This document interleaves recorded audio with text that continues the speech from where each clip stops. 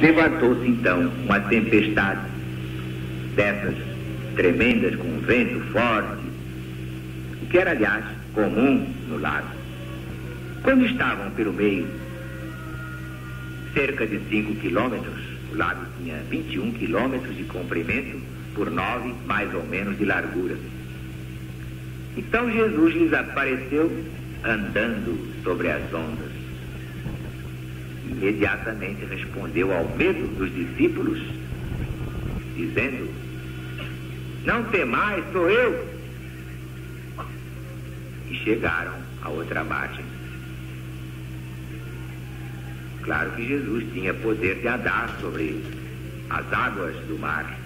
Como é que não? Dominava completamente a matéria, tornava a matéria mais densa, menos densa no seu corpo fluídico. Dominando a lei dos fluidos, dominava inteiramente o seu corpo material.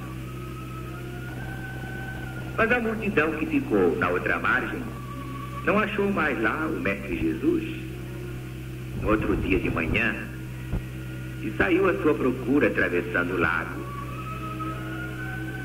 E ao chegar, Jesus faz uma censura.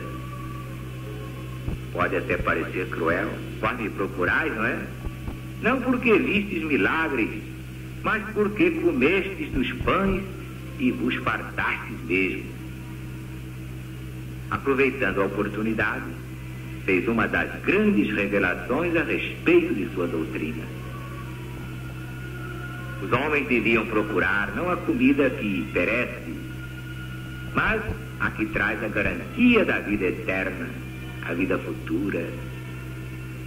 O povo perguntou o que havia de fazer para praticar a obra de Deus, entendendo perfeitamente que a comida a que Jesus se referia era a sua doutrina, era o seu evangelho, o evangelho de Deus. E ele mesmo explica: a obra de Deus é esta, que acrediteis naquele que ele enviou, o Cristo. Para se convencer, o povo pergunta com que milagre Jesus o provará. Citam o exemplo de Moisés. Por quê? Porque Moisés deu maná, o pão que caiu do céu, aos hebreus no deserto. O que é que Jesus lhes dava? Que fizesse a demonstração. Então Jesus começa explicando: não foi Moisés, mas Deus, o Pai que está no céu, isto é, em toda a parte ao mesmo tempo, quem vos deu o maná. Porque somente Deus dá o verdadeiro pão que desce do céu ao mundo para lhe dar a vida. Então o povo reclama esse alimento. O que acontece? O próprio Jesus se apresenta como sendo ele mesmo o pão da vida, porque ele trouxe ao mundo as palavras, a doutrina de vida para alimentar a humanidade por todos os séculos. Declarou: eu sou o pão da vida. E explica logo a seguir, bem claramente, para não deixar dúvidas, que ele falava da sua doutrina. Quem vem a mim, de modo algum terá fome. Aquele que crê em mim, nunca jamais terá sede. Quer dizer, o pão é espiritual, é a doutrina, é a palavra, são os seus ensinamentos. O vinho que dessedenta, e Jesus disse mais tarde: eu sou a videira, é a vida espiritual de união com Ele. No versículo 37, há uma palavra de suma importância: todo aquele que Deus me dá, virá a mim. E todo aquele que vem a mim, de modo algum, eu lançarei fora.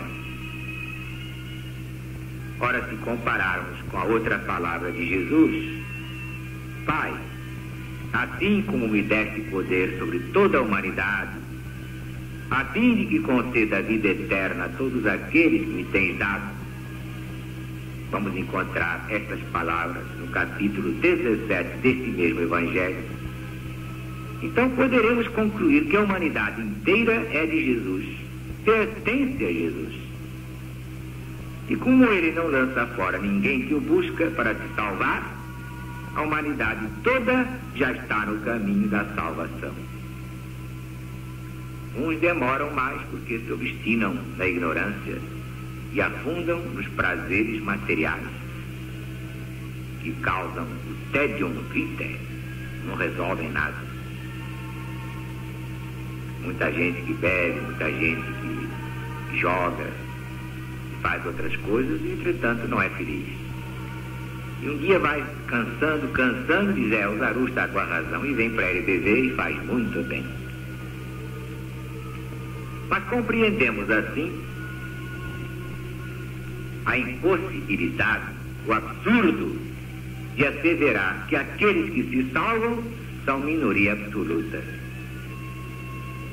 Todos sairão desse inferno e se salvarão pelo conhecimento da verdade. Isto é confirmado pelas palavras seguintes. Ouçam bem, por favor. Eu desci do céu, não para fazer a minha vontade, mas a vontade daquele que me enviou. E a vontade daquele que me enviou é esta: que eu nada perca de tudo que ele me tem dado, e eu ressuscitarei no último dia. Mas os judeus protestaram. Como diz que é o pão que desceu do céu? Não é ele o filho do carpinteiro? A dificuldade em aceitar Jesus é porque não pertencia ao sacerdócio, era um simples irmão operário. E se eles conheciam o pai e a mãe de Jesus, como podia dizer que desceu do céu?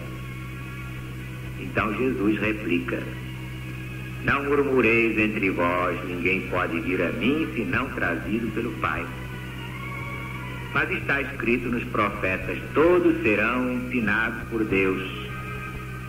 Quem duvidar, pegue o livro de Isaías, capítulo 54, versículo 13. Deus quer que todos os homens se salvem. Então Jesus acrescenta: todo aquele que tem ouvido e aprendido do Pai, vem a mim. E nesse ponto Jesus avança mais na sua doutrina.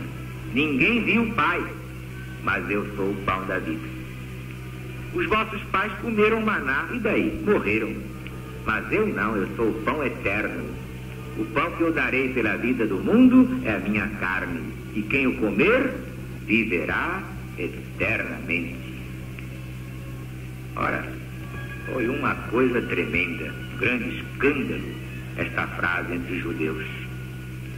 Por quê? Eles entenderam que Jesus daria de comer a sua própria carne.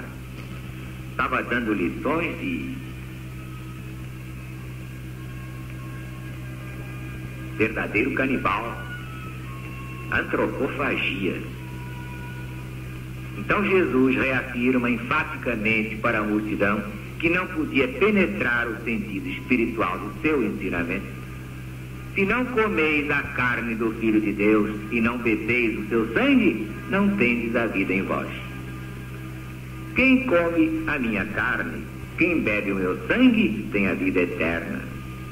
Porque a minha carne é verdadeira comida, meu sangue é verdadeira bebida. Quem come minha carne e bebe meu sangue, permanece em mim e eu nele. Quem de mim se alimenta, viverá por mim. Este é o pão vivo que desceu do céu. Quem come esse pão, viverá eternamente. E todas essas coisas Jesus ensinava na sinagoga de Cafarnaum. Mas os próprios discípulos de Jesus interpretaram suas palavras ao pé da letra. Como é? Tinham de fato, então, de comer a carne dele, beber o sangue dele? Ué, como poderia ocorrer semelhante coisa?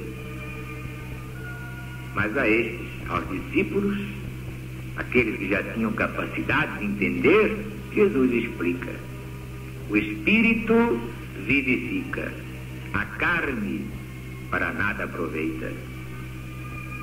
As palavras que eu vos tenho dito são espírito e vida. Só os iniciados nos meus ensinamentos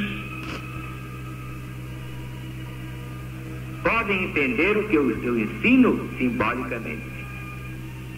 Minha carne é o meu evangelho, meu sangue é a minha palavra. Só o espírito pode dar vida, a carne para nada vale. Minhas palavras são espírito e são vida.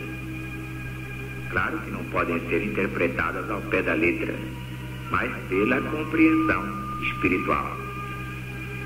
Como dizia São Paulo, as coisas espirituais se discernem espiritualmente, do contrário parecem loucura. Diz mais São Paulo, a letra mata, o espírito vivifica, como está na segunda epístola aos Coríntios, capítulo 3, versículo 6. O pão vivo que desceu do céu é a própria carne de Jesus para nos alimentar. São os seus ensinamentos de vida eterna. É a palavra de Deus, é a palavra de Jesus. Quem seguir esses ensinamentos se alimentará deles para todo sempre. Viverá deles, obedecendo a eles tão intimamente como se estivesse comendo a própria carne de Jesus, bebendo o sangue dele. E alguns discípulos não gostaram e ficaram achando que Jesus não estava muito normal, se afastaram dele. Não podiam admitir semelhante antropofagia e só a compreendiam nesse sentido. E eram discípulos, hein? O que é que eu vou dizer? E quer que eu vou me queixar de gente que acha que eu fiz isto ou aquilo? Eu não faço nada que Jesus não manda. Eu tenho meus sinais, recebo os meus sinais nas minhas visões, nos meus sonhos, nas minhas intuições. Eu não tenho ideias próprias, nem quero ter vontades próprias. Eu só faço o que ele quiser, o que ele mandar. Quero ser apenas instrumento e nada mais. Confio é nele, exclusivamente nele. Nem em mim eu quero confiar. Faço de olhos fechados o que ele disser. Faça, eu faço.